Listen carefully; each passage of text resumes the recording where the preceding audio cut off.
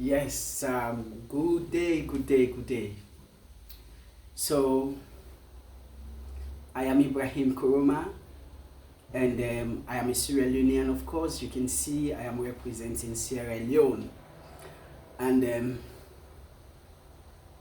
in today's video, I want to make a comment that may appear, quite unpopular with Africans. And of course, with some people that hold the belief that the reformation of the Security Council is undeniably the ultimate solution to the to the problems of the continent. That is what I want to make a comment on today. As you all know, or as you all may know, Sierra Leone is currently holding the presidency of the Security Council, and our very own Ambassador Imran Kano is serving as the permanent representative of the country in the Security Council. Among all institutions or organs of the Security Council, it can be recalled, or it must be noted, that the Security Council is undeniably the strongest and the most important organ of the security of the United Nations. But it has some structural problems which have rendered the continent of Africa less important.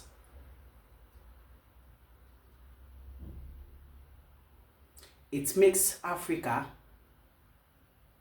less important, a continent that suffers the most out of problems that it does not solve, it does not cause.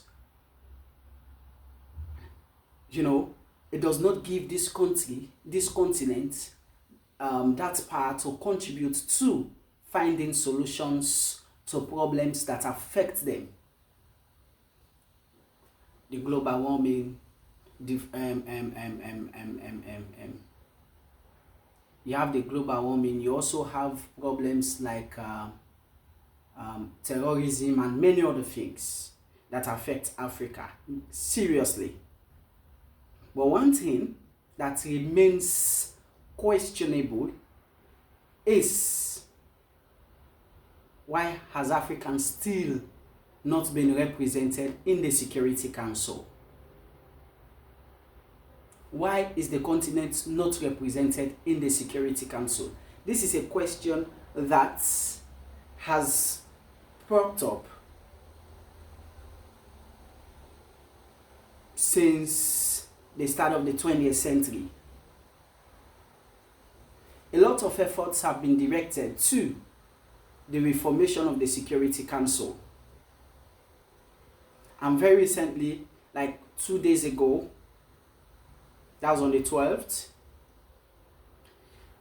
the President of Sierra Leone, His Excellency retired Brigadier Julius Maada Bio, through the permanent representative of our country, Sierra Leone, to the United Nations, who now holds the presidency of the Security Council, convened a meeting that was supposed to be a debate about the reformation of the Security Council, about having Sierra Leone or having Africa, representatives or countries from Africa being part of the Security Council. The debate turned out to be one of the best I have had so far, although the UK showed commitment, but to me, the statement by the UK representative was rather too sketchy. Well, I don't know, but the fact remains he showed some commitment. And one novelty that happened out of that meeting is the representative of the United States of America, who clearly made it known that the United Nations has not been fair with the continent of Africa,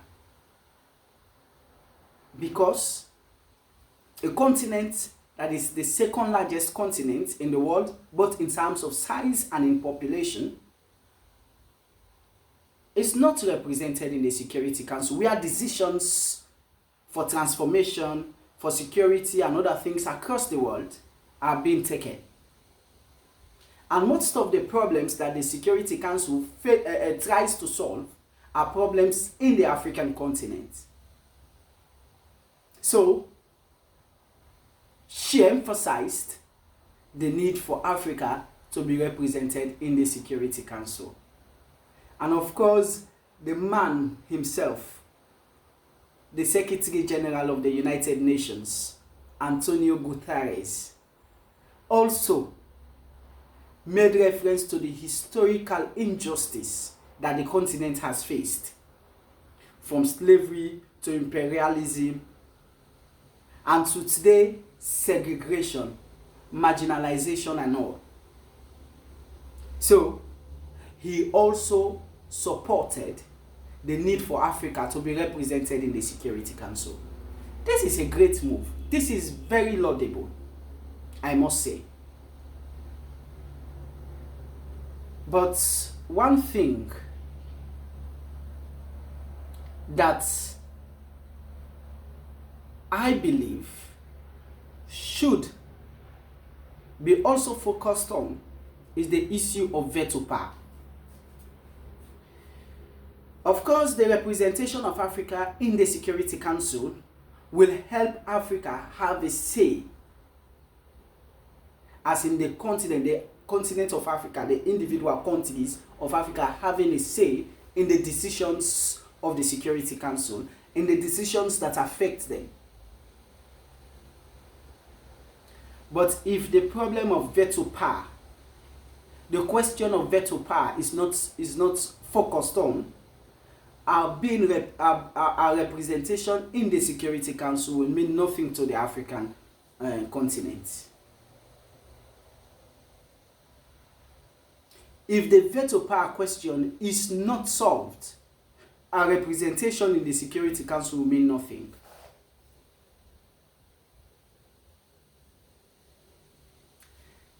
One thing that we may not know is that this veto power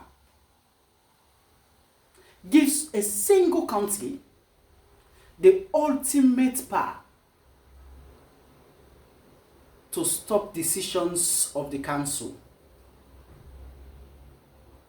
And from experience, these member states, these P5, have been using their veto powers for their personal gains. They are not doing it in the interest of the world. They are doing it because of their personal aggrandizement, their personal problems, their personal gains. So, if Africa should contribute immensely to the problems of Africa, to the problems of the world, the question of veto power should be solved. Let me give you an example. Today, if Taiwan is still not a member of the United Nations, it is not because other countries, other members of the Security Council do not want Taiwan to become a member of the United Nations. It is because of the veto slammed on them by China. The same thing goes to Palestine. If Palestine is not a member of the United Nations today, it's not because other countries do not recognize Palestine as a country. It's because the the United States of America has slammed a veto on their membership. If Russia still continues to invade Ukraine, resolutions have failed. It's not because the United Nations is happy about it. It's because Russia, which is a member of the P5, continues to slam injunction on those veto on those decisions.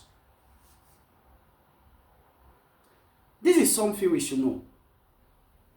So now, if we are going as a continent to represent our interest, we must go with two things.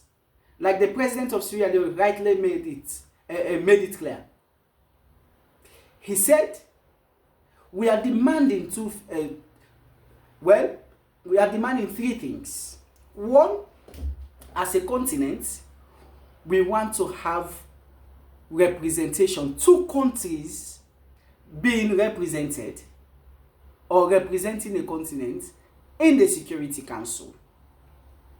And the non-permanent member states should be added to by two. That is 5 members now.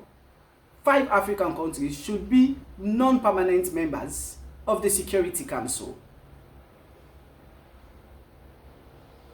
And also, he made it clear that the continent of Africa is seeking the expulsion of veto power within the Security Council. This is a great move. This is undeniably one of the best requests that the continent has ever made.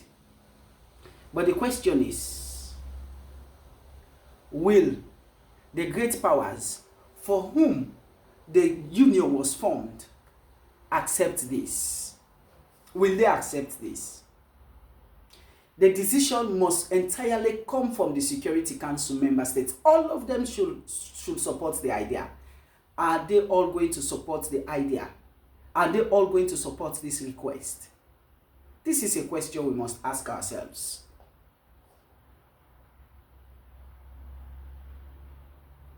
Are they really going to support this? It's a question we must ask ourselves. This is not the first time that African leaders have been calling for this. It could be noted back to the start of the 20th century, if not late 19th century. And to date, the debate keeps going on and on and on and on. But honestly, Sierra Leone has made a very big progress in all of this, considering the fact that a meeting is convened and the issue is discussed formally, and we see members of the P5 committing themselves to this particular request. There are possibilities that we'll achieve this. So we ask now ourselves these questions. What countries do we as a continent have in mind to go represent us in the Security Council? What countries?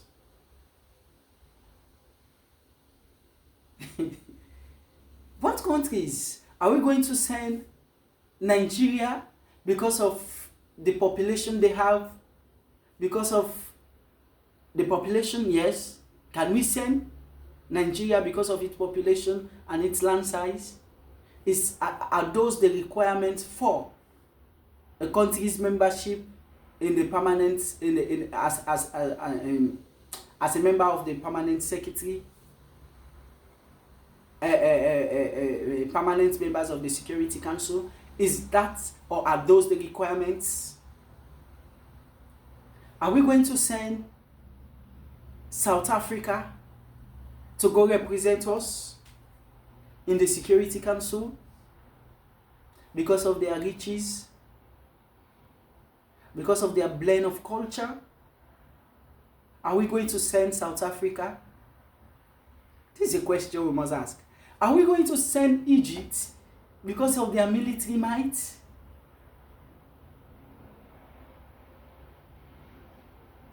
These are questions that we must come back home, sit and think about, so we will know exactly what country will send, that country that will represent the continent well. If the the Charter of the United Nations had made provisions for benchmarks that countries should reach or should accomplish before they become members of the permanent state of the Security Council, then we would have looked at those criteria and select wisely from among the African countries.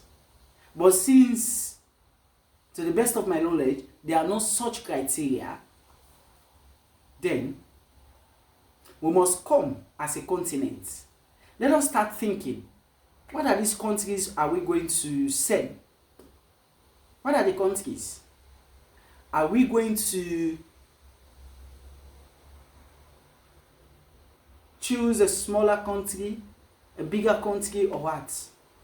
What are we going to do? And remember, once we send them, they can never be changed. They will be there until that time comes when we would say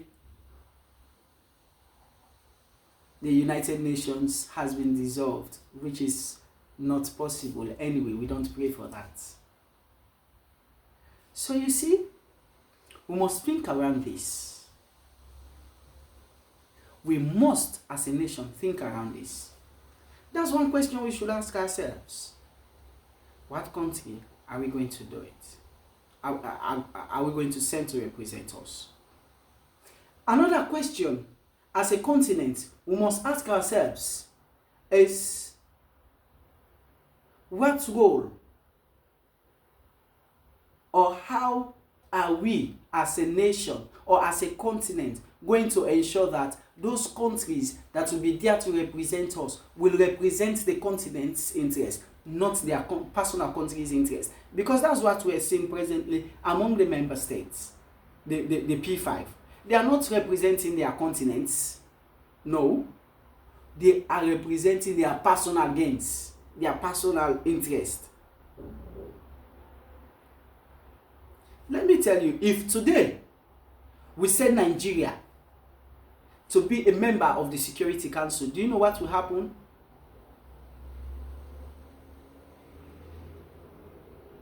They will definitely slam injunction, sanctions, or they will veto any decision that has to do with Cameroon. They will do that. They will slam that on them.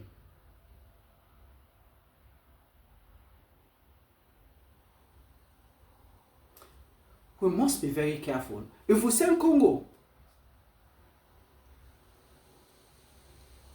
anyway, we have this to answer as a continent. We have it to answer as a continent. As we move, let us do our home assignment. So when that time comes, we will not have battle. But so far, a lot of progress has been made so far. A lot of progress has been made. This meeting, this debate, organized by the President of the Republic of Sierra Leone, or chaired by the President of the Republic of Sierra Leone, is a laudable one that requires an applaud from all of us.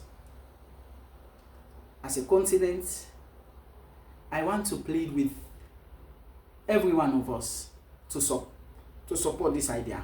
Sierra Leone may be a small nation, but trust me, it is not only for the good of Sierra Leone, it is for the good of the continent and the world at large. Global warming is affecting Africa, not because Africa has the highest number of industries will contribute greatly to the depletion of the ozone layer. No. No. Contribute less, but we suffer more. We suffer more. This is primarily a reason why we must participate in the decision-making process. This is a reason why we must have permanent representation in the Security Council.